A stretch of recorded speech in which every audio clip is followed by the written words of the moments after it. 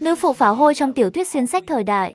Vừa mở mắt ra, đã bị Tần Vũ uy hùng nói là bị bỏ thuốc đưa đến nhà thằng ngốc. Nhìn bà mẹ chồng độc ác Minh Hiểu, muốn ép cô và thằng ngốc thành đôi.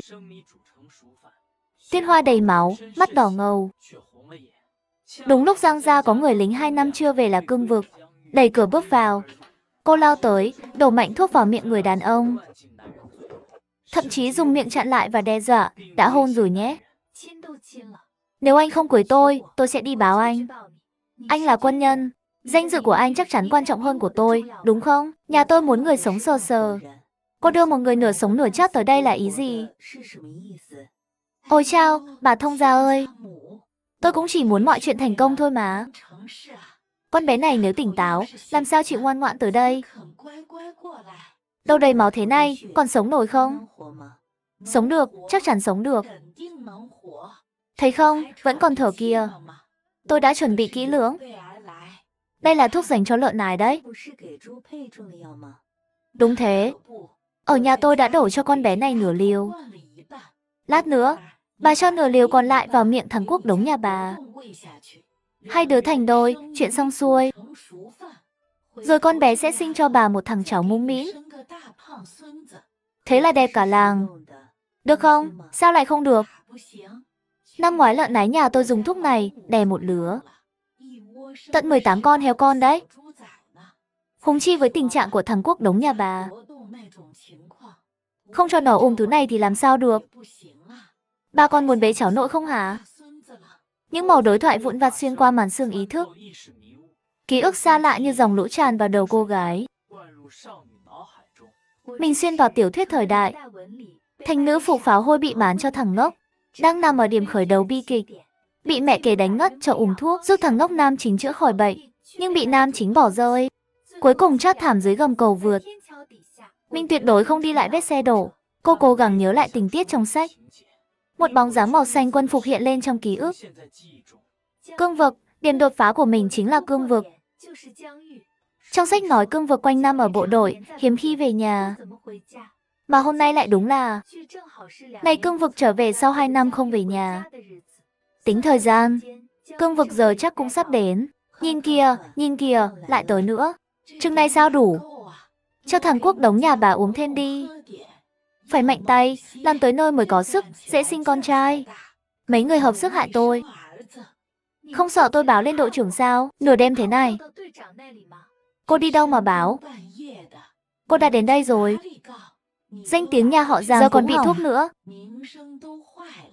Tôi không tin cô lật ngược được tình thế. Bà thông gia, đừng phí lời với nó.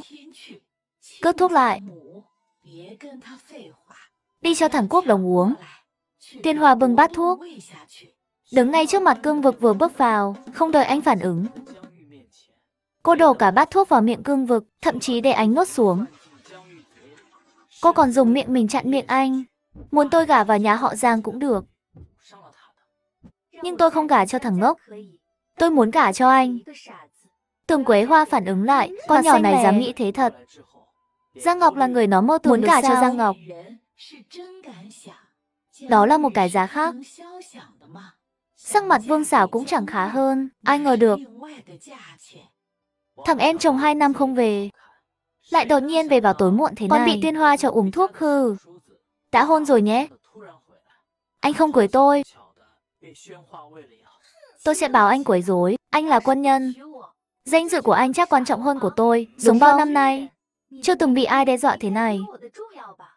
Về nhà với tôi. Đừng ở đây làm mất mặt. Tiên Hoa nghiêng người tránh, chẳng thèm để ý tưởng Quế Hoa, mà quay sang nhìn Giang Ngọc nói, đi, tôi đưa anh đi giải độc. Nói xong, quay người bước đi. Tưởng Quế Hoa nhìn cô như nhìn kẻ ngốc, đồ không biết xấu hổ. Dám quyến rũ đàn ông thế sao? Giang Ngọc làm sao đi theo cô được? Kết quả, lời mắng chửi còn chưa kịp thốt ra. Giang Ngọc im lặng đi theo sau Tiên Hoa, cùng rời đi. Tưởng Quế Hoa trợn tròn mắt. Họ dám làm chuyện đó thật sao? Giang Ngọc điên rồi à?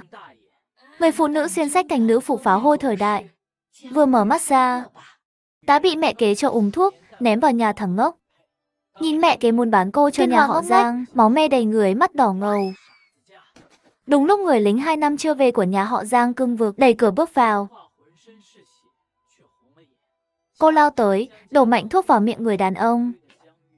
Đẩy cửa bước vào, cô lao tới, đổ mạnh thuốc vào miệng người đàn ông. Chuyện tối nay, xin lỗi anh.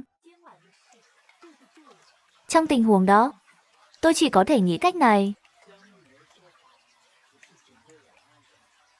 Như lời mẹ kế nói. Nếu không, anh cưới tôi đi, anh chẳng phải luôn muốn tách khỏi gia đình sao? Nhân cơ hội này, tách ra cho sạch sẽ. Anh yên tâm, tôi sẽ không lợi dụng anh. Đợi tôi xử lý xong chuyện này, tôi sẽ tìm cách kiếm tiền. Tự nuôi sống bản thân, anh cứ yên tâm làm việc bên ngoài. Không cần bận tâm đến tôi. Sao cô biết tôi muốn tách gia đình? Ý định này tôi chỉ nghĩ trong lòng. Chưa tìm được cơ hội thực hiện. Nhưng giải quyết chuyện này cũng không phải không được. Cô phải tự lo cho mình. Vì tôi hiểu, phải thực tế. Sao họ lại thân thiết với bố mẹ được? Cả vào nhà họ Giang, tôi sẽ tìm cách tự nuôi sống mình. Chuyện tối nay, như tôi đã nói, thật sự không còn cách nào khác.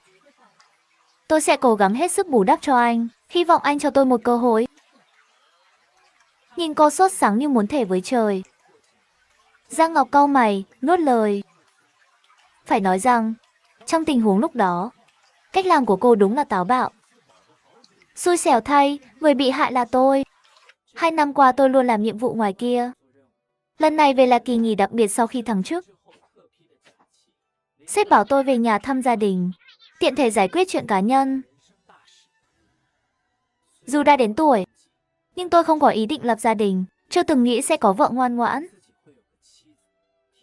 Về chỉ để ứng phó với sếp. Ai ngờ vừa vào nhà, đã bị một cô gái từ đâu nhảy ra tấn công, dù rất không muốn. Nhưng tôi phấn đấu bao năm, đang trong giai đoạn thăng tiến. Có vợ cũng khiến sếp yên tâm hơn. Vậy thì, sáng mai vào thành phố làm giấy tờ. Sáng mai đi đăng ký luôn, nhanh thế sao? Nhưng đồng ý tôi, hì hì, tốt quá. Anh yên tâm, sau cưới tôi tuyệt đối không làm gì quá đáng, gây phiền phức cho anh. Nói xong, cô nghiêm túc cúi đầu cảm ơn Giang Ngọc. Lên đây, tôi đưa cô về. Hai người đi đường chẳng nói gì. Người ướt sũng bước đi trên đường làng. Khi gió thổi qua, Tiên Hoa run cầm cập, ôm lấy mình bằng cả hai tay. Đột nhiên vai cô có thêm chiếc áo khoác quân xanh. Tiên Hoa lập tức thấy ấm hơn nhiều. Cảm ơn anh. Giang Ngọc không nói gì, đưa cô đến cổng nhà. Nói, sáng mai 8 giờ. Tôi đợi cô ở đầu làng. Dạ, mai gặp anh. Cô vừa đi vài bước, cửa nhà bên cạnh bật mở. Tưởng Quế Hoa cười lạnh, hỏi. Con nhỏ này, con mặt mũi về đây sao? Hừ, vốn định mai mới xử lý nó. Nhưng nó đã vội vàng tự chui đầu vào. Thì xử trước vậy. Trong lúc ngẩn ngơ, Tưởng Quế Hoa sấn tới trước mặt Tuyên Hoa. Giơ tay định tát cô, đồ con nhỏ này. Phá hủy kế hoạch tỉ mỉ của tôi. Nhưng không ngờ Tuyên Hoa giơ chân đá thẳng vào bụng bà ta. Tưởng Quế Hoa không kịp phòng bị, ngã nhào xuống đất. Ái ơi, con nhỏ này. Tôi khuyên bà tốt nhất giữ im lặng. Nếu làm ồn hàng xóm dậy, chuyện âm ý lên, xem Giang Ngọc có để bà yên không? Nói xong, Tưởng Quế Hoa, bà bắt nạt tôi bao năm, tôi sẽ không để bà sống yên. Đừng tưởng bám được Giang Ngọc là cô hóa phượng hoàng bay lên cành. Lời chưa dứt, Tuyên Hoa tát thẳng một cái. Nói, dù tôi không hóa phượng hoàng, cũng đủ khiến bà, con gà rừng già này, chớt. Cô thò tay vào túi Tưởng Quế Hoa, lấy lại 20 đồng tiền xính lễ Vương Xảo đưa trước đó. Lại nói, Tưởng Quế Hoa, chúng ta cứ chờ xem. Người phụ nữ xuyên sách thành nữ phục pháo hôi thời đại, vừa mở mắt đã bị mẹ kế cho uống thuốc, ném vào nhà thằng ngốc. Nhìn mẹ kế muốn bán cô cho nhà họ Giang. Tuyên Hoa ngốc nghếch, máu me đầy người, mắt đỏ ngầu. Đúng lúc người lính 2 năm chưa về của nhà họ Giang cương vực đẩy cửa bước vào. Cô lao tới, đổ mạnh thuốc vào miệng người đàn ông. Lão Tam, cậu thật sự muốn cưới con bé nhà họ Giản sao? Nếu không thì sao? Tối qua chị dâu làm chuyện như thế, lại bị anh bắt gặp. Xảy ra chuyện đó, anh có thể không chịu trách nhiệm sao? Ôi, nhưng đó là cô dâu chị dâu tìm cho Quốc Đống mà. Giờ người làm hỏng danh tiết con bé là anh. Anh phải chịu trách nhiệm này. Và lại, cô ấy cũng nói, nếu anh không chịu trách nhiệm, cô ấy sẽ bảo anh quấy rối. Cô ta dám, sẽ không dám. Giờ anh đang trong giai đoạn thăng tiến, không thể để sai sót gì. Nếu bị chuyện trong nhà ảnh hưởng, anh chỉ còn nước về quê cày ruộng. Giang Ngọc biết bà cụ Giang sợ gì. Cô y nói chuyện nghiêm trọng. Bà cụ của Nhiên bị dọa. Không được, tuyệt đối không được. Con trai mỗi tháng gửi tiền và phiếu về nhà. Cả nhà trông vào đó mà sống. Chuyện đến nước này, mau để nó đi làm thủ tục đi. Bố mẹ, hai người cứ để lão Tam cướp mất cháu dâu thế sao? Thế hoạt động của con làm sao bây giờ? Im mồm, con mặt mũi khóc lóc. Nếu mày lo liệu sớm hơn. Chuyện này có đến lượt lão Tam không? Muốn trách thì trách mày ngu. Hai bà già mà không đấu nổi. Một con bé trúng thuốc, còn 20 đồng tiền xính lễ tao đưa. Bố mẹ phải bắt lão Tam trả lại một tao. Nhà. Nói gì mà tiền của mày? Mày có tiền gì?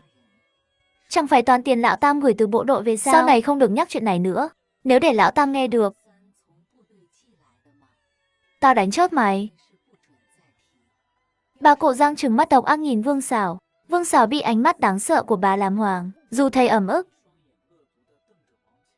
nhưng không dám nói thêm. Hừ một tiếng, quay người bỏ đi. Lão Tam đột nhiên cưới vợ. Nhiều chuyện không nằm trong tầm kiểm soát của chúng ta nữa. Khi Tuyên Hoa đến đầu làng, thấy Giang Ngọc đã đợi sẵn. Xin lỗi, tôi đến muộn. Đi thôi. Giang Ngọc có vẻ thiếu kiên nhẫn, lời nói nhiều với cô. Giáng chân dài bước lên xe đạp, quay đầu nhìn cô một cái, ra hiệu cho cô ngồi lên yên sau. Tuyên Hoa nhìn thấy yên sau, được buộc vài bộ quần áo cũ, làm đệm cho em. Cô thấy lòng ấm áp. Giang Ngọc đúng như trong sách nói, là người ngoài lạnh trong nóng. Dù cuộc hôn nhân này do tôi ép buộc, anh ấy vẫn rất quân tử, không làm tôi khó xử. Hai người đi đường không nói gì, không khí hơi ngượng ngùng. Tuyên Hoa chủ động bắt chuyện. À đúng rồi, quân nhân kết hôn, có cần viết đơn xin trước không? Hôm nay đăng ký được không? Không ảnh hưởng. Giang Ngọc dừng xe, cất tiếng nhắc. Đến rồi. Tuyên Hoa giật mình tỉnh táo, nhanh nhẹn nhảy xuống xe. Nhìn kỹ lại, tòa nhà trước mặt không phải Ủy ban Nhân dân. Tuyên Hoa chớp mắt, ngơ ngác nhìn cương vực. Cô bị thương trên đầu, xử lý trước đã. Bộ dạng thế này thật sự không ra gì. Giang Ngọc dù sao cũng là cán bộ, sau này nếu bị người ta đàm tiếu thì không hay. Sau đó hai người cùng vào bệnh viện. Đồng chí, em gái anh xinh thật đấy. Yên tâm, chỉ cần chăm sóc kỹ, vết thương trên trán sẽ không để lại sẹo. Cô ấy là vị hôn thê của tôi. Bác sĩ hơi bất ngờ. Chưa từng thấy đôi vị hôn phu thế nào lại ra cách thế này. Nhưng đã gặp nhiều người, cô vẫn tự nhiên nói. Chả trách tôi thấy hai người hợp nhau. Tuyên Hoa hơi ngượng, thấy cô bác sĩ này rất dễ thương. Nói chuyện thật ngọt ngào. Cảm ơn chị. Tụi em lát nữa đi đăng ký đây. Hôm nay vội quá, chưa mua kẹo. Lần sau có dịp, em mời chị ăn kẹo cưới. Được nhé. Chứ, cô gái này tuyệt thật, xinh xắn lại ngọt miệng. Đồng chí này cưới được cô đúng là có phúc. Vài ngày tới vết thương đừng để dính nước. 3 ngày sau quay lại thấy thuốc là ổn. Dạ, chị khen khéo quá. Đi thôi, lát nữa ủy ban nghỉ là mất. Hôm nay người đăng ký không đông. Thủ tục xong xuôi nhanh chóng. cầm cuốn sổ đỏ trên tay. Lòng bàn tay Tuyên Hoa nóng gian. Thật không thể tin nổi. Mình thành phụ nữ có chồng rồi. Em muốn đi mua ít đồ. Anh đợi em một lát được không? Em nhanh thôi. Lão Tam, hai đứa làm gì thế này? Nhị thúc, đây là vợ cháu. Vừa vào thành đăng ký xong. Mai nhà làm tiệc đến uống ly rượu mừng nhé. Nhị thúc, mời thúc ăn kẹo cưới. Giang Hữu Phúc phấn khởi nhận kẹo. Ôi chao, cưới xin tốt quá. Bố mẹ cháu cuối cùng cũng lo được chuyện hôn sự. Bao năm ở bộ đội, ít về nhà. Thúc còn tưởng cháu độc thân cả đời. Tốt tốt tốt. Thúc già hôm nay cũng được hưởng lấy niềm vui của hai đứa. Hai đứa đều tốt. Cưới rồi, giúp đỡ lẫn nhau. Chắc chắn ngày càng khấm khá. Cảm ơn nhị thúc. Nhờ lời chúc của thúc, một đám trẻ con chạy tới. Tuyên Hoa chia kẹo cho bọn trẻ. Mỗi đứa vài viên làm quà vặt. Nghỉ ngơi chút cho đỡ mệt. Giang Ngọc và Tuyên Hoa đạp xe rời đi. Về đến sân nhỏ nhà họ Giản. Tưởng Quế Hoa đang ở sân chửi bới om sòm. Thấy Giang Ngọc và Tuyên Hoa xách túi lớn túi nhỏ về. Mắt, sân tới. Ôi chao. Mua gì ngon thế? Mua nhiều gạo mì thế này. Còn cả đống kẹo nữa. Con nhỏ phá của này. Cứ thế này, nhà lớn cũng bị cô ăn thành cái chùm heo. Đưa tay định lấy đồ, quả ba mà đòi lấy. Lần sau còn thế, cái tay này đừng hỏng giữ. Con nhỏ này ý gì hả? Sau này tôi với bà nội ăn riêng. Bà với con trai bà tự lo. Chúng ta không ai làm phiền ai. Con nhỏ này ý gì hả? Sau này tôi với bà nội ăn riêng. Bà với con trai bà tự lo. Chúng ta không ai làm phiền ai. Bà tốt nhất đừng có ý đồ xấu xa. Tôi đã đăng ký kết hôn với Giang Ngọc rồi. Nếu bà dám lấy trộm đồ của tôi sẽ để anh ấy xử lý bà. Tức đến lăn đùng ra luôn. Tưởng Quế Hoa cười khẩy, hừ một tiếng. Cuộc hôn nhân cô lừa được bằng thủ đoạn đó. Thì tốt đẹp được đến đâu chứ? Cương vực đâu phải người cô dễ dàng nắm trong tay. Coi chừng anh ấy tìm cách bỏ cô. Dì à, thời nhà Thanh hết lâu rồi nhé. Tuyên Hoa liếc xéo ba cái, quay người bước vào nhà. Thấy Giang Ngọc đã thu dọn đồ đạc gọn gàng. Cô gái đâu, cảm ơn. Cảm ơn anh nhiều nhé. Không cần khách sáo. Cũng muộn rồi. Tôi đi nấu cơm đây. Tần Xuân Mai từ phòng bên cạnh lên tiếng hỏi. Tuyên Hoa, có phải Tuyên Hoa về rồi không? Dạ, là cháu đây, bà nội. Bà sao thế á? Bà nội có phải không khỏe trong người không? Không, không có gì. Bà chỉ hỏi thôi. Nếu đúng là cháu về, thì bà ra ngoài ngồi một lát. Hôm nay sao giờ này mới xong việc thế? Có phải lại tự ôm thêm việc làm không? Hôm nay cháu không đi làm à? Cháu đi đăng ký kết hôn với người ta. Cháu nói gì cơ? Cháu nói cháu kết hôn rồi ạ. Sáng nay cháu đi đăng ký với người ta. Cháu. Có phải Tưởng Quế Hoa bắt nạt cháu không? Có phải bà ta ép cháu không? Tuyên Hoa, cháu đừng sợ. Nói với bà nội đi. Bà nội dù có liều cái mạng già này cũng sẽ đòi công bằng cho cháu. Bà nội, cháu không bị ép ạ. Cháu tự nguyện mà. Cháu cưới một người rất tốt. Anh ấy còn là quân nhân nữa ạ. Là Giang Ngọc, lão tam nhà họ Giang, người thường xuyên ở ngoài. Lão tam nhà họ Giang. Trời ơi, đúng là lão tam nhà họ Giang đã hơn 20 mấy rồi. Lớn hơn cháu 7-8 tuổi. Thế này chẳng phải lợi dụng cháu sao? Sao cháu đột nhiên lại cưới anh ta? Có phải anh ta làm gì bắt nạt cháu không?